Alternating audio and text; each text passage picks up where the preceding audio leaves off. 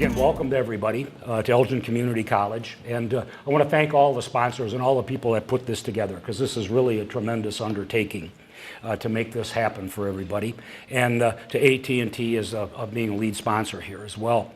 You know, I was telling the people at the table that I started writing this. I made some notes back in June for how to do this. So I start putting this all together in my mind, and this is even a record for me. I'm going to be off the rails already. And I changed my speech last night, and I was we're at the at City Hall. We had a dedication, and it was a rededication for the 50th anniversary of the building of City Hall. And it was kind of important. I thought it was kind of a watershed moment. One of the pictures there showed the downtown in 1968. And what was there, this was one of the largest, it was the largest urban renewal project in the city. And at that time, we had just gone through the loss of the watch factory. And I go back to some of my previous speeches and talk about those kind of things as well. You don't realize the impact of what that had on this community. Elgin at that time in the early 1960s, late 50s, had a population of about 35 or 40,000 people. Almost 5,000 of those people were employed at the Elgin Watch Factory. Virtually every business and every industry in the city had a direct connection to that industry, and they left. The community was devastated. We went back. The picture last night that inspired me was looking at how the downtown, they went through some demolitions. Large areas were vacant. And I'm thinking now, I was going to say that this is the city's back. We're like a phoenix, and we've risen from the ashes. And today we're going to talk about where we are and how far we've come. It's taken the efforts of hundreds and hundreds of people over almost 50 years to bring us to where we are today. Elected officials, staff members, volunteers, and business leaders. I'm going to talk a little bit about the good things that are going on. I'm going to talk about vacancy rates. I'm going to talk about crime. Crime is at a 45-year low. And one of the things that we have to put in a little perspective, when we look back 45 years, Elgin was a town of 55,000 people. The numbers of actual serious crimes are less today than they were almost 40 years ago. That's a significant, and we have over double the population. That's a huge change. Elgin is one of the safest communities in the entire state of Illinois, and we need to send that message out. We need to start sending our message out. Industrial vacancy, the rate is currently at about 6.3%. That's at a low, almost an all-time low for us. The retail vacancy rate is at 3.4%. That also goes back almost 40 years as a low for us. The unemployment rate is 3.7%. That also goes back over 40 years. So things have changed dramatically in this community in the last few years. We're really seeing some changes in what's going on in our city. Elgin's industrial and retail base continues to grow. As we increase these vacancy rates, we're starting to see new businesses come to Elgin. We're starting to see something that we haven't seen for a decade. And I look out along Randall Road, and you drive down there, the outlots for places like where Russo's is at, where the old Walmart is at, is going to have some growth. We're seeing growth at Myers. New outlet is going to come in. By the new Walmart, all those outlots are filling. Those were vacant. They've been vacant. The one near where I live in Eagle Heights, where the old Walmart has been vacant for over 25 years. They've been trying to sell it, they can't do it. Well, now those are becoming popular. But the interesting thing is many of them are being built on spec. They don't have a tenant yet. They're not coming in building something for a known business. They're coming in on the chance that we are going to continue to grow. So investors are investing in the city of Elgin and looking at us as an opportunity to grow their business. We had a new business come to Shales Parkway, a spec building out there, hundreds of thousands of square feet, industrial space on the east side. That'll create jobs. It's going to entryway corridor along Shales Parkway and along Route 20, and again, a spec building. They're building it on the idea that we will find a tenant. We're going to invest our money because we feel that confident in the city of Elgin. We have some of the greatest medical facilities in the area. right in our city. Our residents have the best medical care that you can find in northern Illinois. Sherman Advocate, Greater Family Care Center is part for people who have low income. We have President St. Joseph's Hospital. And I believe that Elgin has the opportunity to be the Rochester of northern Illinois. We're in the middle. We have people that come here that can come down I-90 and come from the western suburbs to receive their medical care. They don't have to go into the city of Chicago. They can find the medical care as you can anywhere in Illinois, right here in Elgin. Residential growth. We've been one of the leaders for a number of years in residential growth. We're starting to see a little bit of a slowdown. And I think that's going to be reflective of the economy a little bit. We're seeing some changes in interest rates. We just added a new development along McDonald Road that's going to add about 250 houses initially and up to 500 in the future. There's still activity here. We're a little different than some of the other communities around us. We have a wide, diverse group of home builders, and that builds to the strength. I'm going to talk a little bit more about that as we go along. Other communities may rely on one home builder to build all their homes, so they have a quick surge, world moves on, and then things slow down for them. But it's great to have a diversity of home builders to do the things that we need to do. Our city's finances could not be any stronger than they are today. Elgin's AAA bond rating was reaffirmed for the 7th consecutive year. When I became mayor, I said we were on a bad track. We were depending too much on property taxes. And property taxes were the driving force for our revenue for our general fund. We were almost approaching 50% of the revenue came from property taxes. That was too high. So I said we need to diversify our revenue streams. You can look at the pie charts that we have and see, looks a lot different than it did in 2008. We've changed the way that we're doing business and the way that we get our revenue. It makes us safer. It makes us a stronger community financially.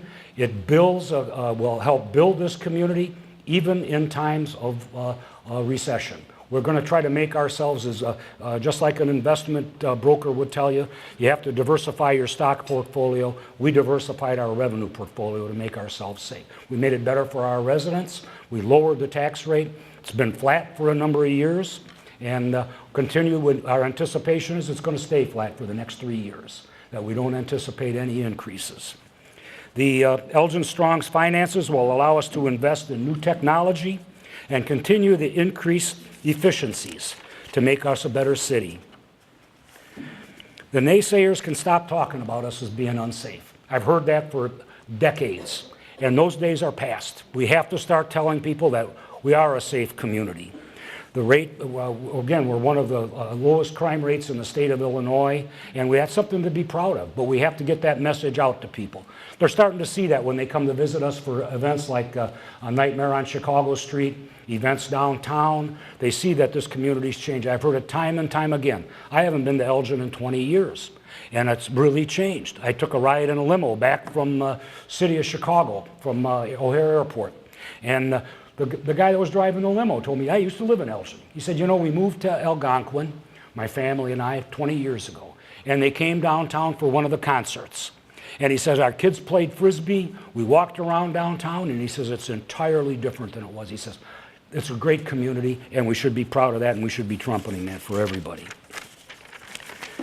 It's time to recognize and embrace both our economic and governmental leadership.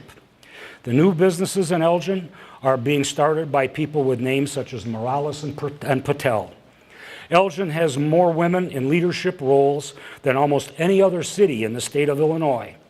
To highlight a few, I'm going to leave some people out so I don't want them to get mad. We have 3 city council persons that are females. We have the chief of police is a woman. The CFO is a woman. Assistant city manager, the acting head of our parks department, the director of the chamber, the director of the DNA, our Convention and Visitors Bureau, and a number of chairpersons of our commissions are all ladies, and I think that speaks a lot for our city, and we look at us as a widespread and diverse community, and we need to accentuate that as well. extremely proud of the changes that we've made in the last 10 or 12 years in how we look at being a diverse community. 10 years ago, it was something that we weren't so proud of. Many people thought we were going down a bad path. We changed the way we look at that. And now we found out that diversity of this community is a strength to this community. I'm going to talk a little bit about the direct investments back into this city from some of the businesses and industries that are coming to Elgin. Direct foreign investment. Look at Elgin as a place to do business and a new place for them to set up shop. We have NTN Bearing from Japan has reinvested in our city. Harting is reinvesting, been in Elgin for over 30 years and reinvesting in the city of Elgin with a 250 million or 250 employee expansion and almost $100 million. We have Faber-Castell is moving to Elgin to become their home office for the city of Elgin. Middleby is has a home office in the city of Elgin for their United States and North America offices. I think that speaks a lot. People are shopping around. They're looking at this community as someplace that they want to do business. And it's become the city of choice for a number of reasons. Quality of life, the people that are here, people that move here feel welcome and more comfortable in moving to other communities. They look at us and having a diverse housing stock. There are many, many things that make us a city of choice. We must work hard to make certain that our past successes are still sustainable. We need to make investments in our streets and in our infrastructure to make sure that we can continue to grow. This year's budget is a 3-year financial plan that will continue quality of services that we are accustomed to with no anticipated tax increases. Ongoing maintenance will ensure a safe and reliable water supply. Investments in our streets will, in some cases, will ensure lead-free connections. We just had a city council meeting and spent a number of minutes, I'll put it that way, talking about lead connections. And Elgin's an older city. How do we upgrade our infrastructure and keep pace with the communities that are around us? In one way, being an old community puts us at some disadvantages. We've got smaller streets, more narrow streets. People said years ago when I first ran for city council, oh, we thought we'd like to be like Naperville. I never wanted to be like Naperville. Naperville's a different kind of town. They're mostly new. They have new homes. They have new streets. They have a higher income. They have a higher demographic, higher income level, and that's not what we are.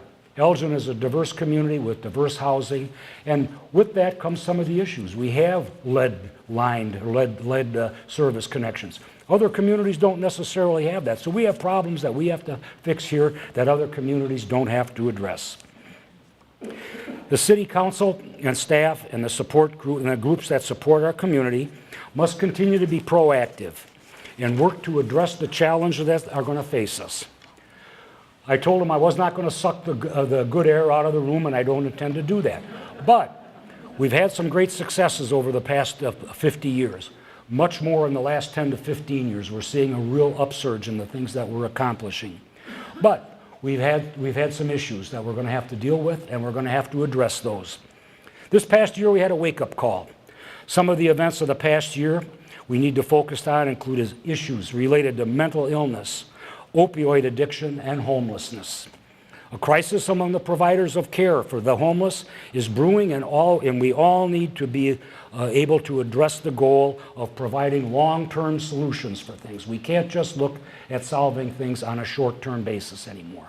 We have to be long-term and think long-term. If we have to patch something up, we can do that, but we have to think beyond the next 6 months budget or the next 1-year budget.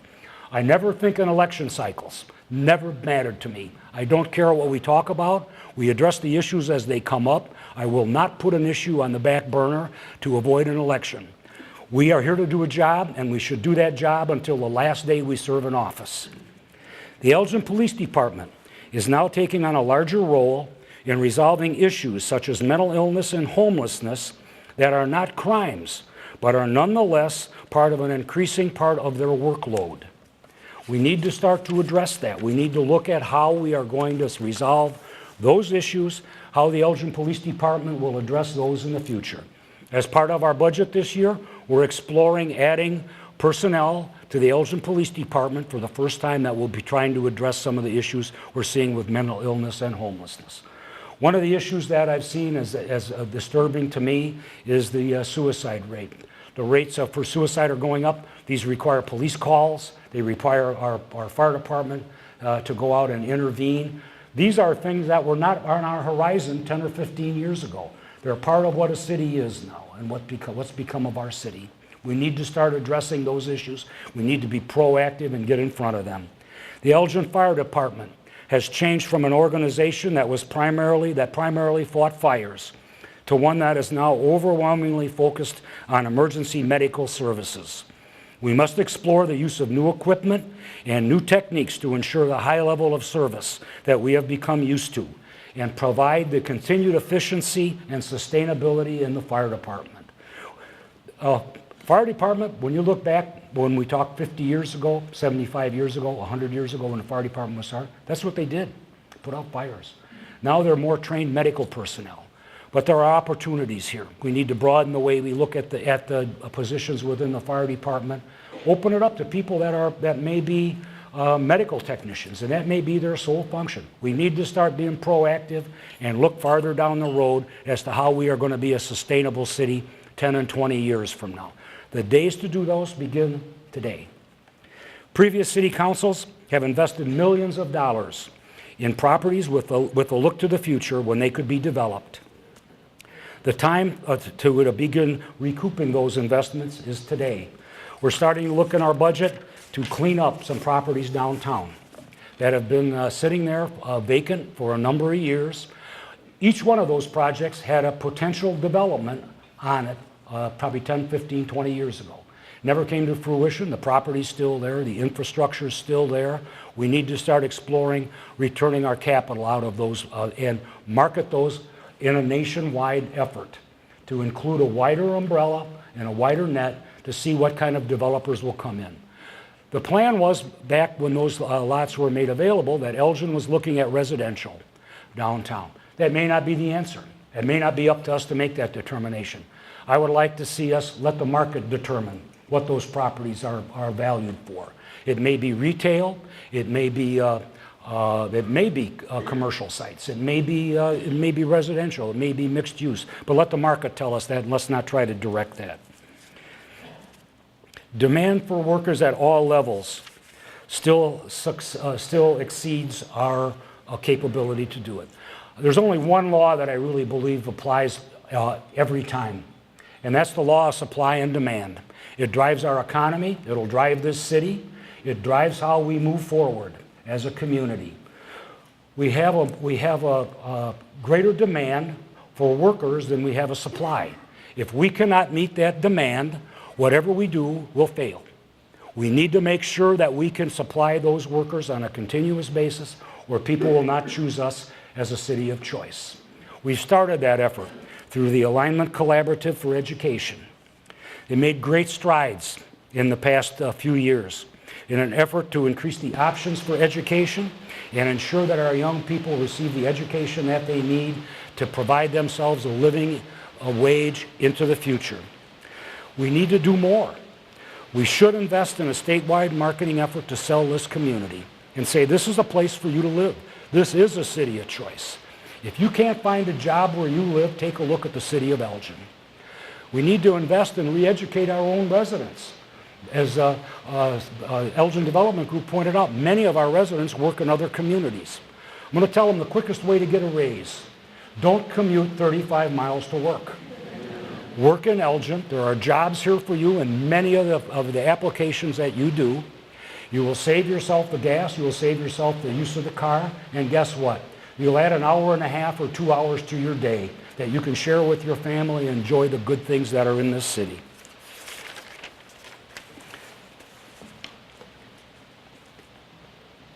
We have a leadership and the tools and the courage and the vision to make our city sustainable. We need to work on the successes that we have and expand those successes. We need to retain the businesses that are here. We need to retain the workers that are here. We need to have a vision for the future. When people come to this town, They say, what makes it better than, when I meet with other businesses, what makes you better than other places? And I said, well, let me ask you a question. I put it back on your table. I said, what's your plan for 20 years from now? When you come here and you move here, what do you plan to be when 20 years from now? I'd like to hear what your business plan is. If they look at me with a blank stare and said, we never thought about that, I said, well, maybe you should look at another community, because our vision here goes out 10 and 20 years. We need to do these things and change the way we look at ourselves, the way we look at our community, to make sure that we can be a successful city for many, many years to come. It's our legacy to pass on to the young people we're trying to educate and to send into the workforce, that we will create a city that will be safe for them, will give them a place to raise their children, to give them an education. And the education in this community cannot be exceeded anywhere in the United States, and we should be proud of that. Tomorrow I'm going to ask you to join me in celebrating the contributions of one of our visionaries. We're going to dedicate the rec center to, rededicate the rec center to Ed Schock.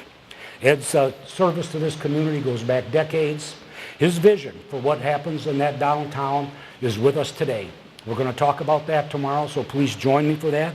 I want to thank all of you for your continued support to our city and for being here this morning.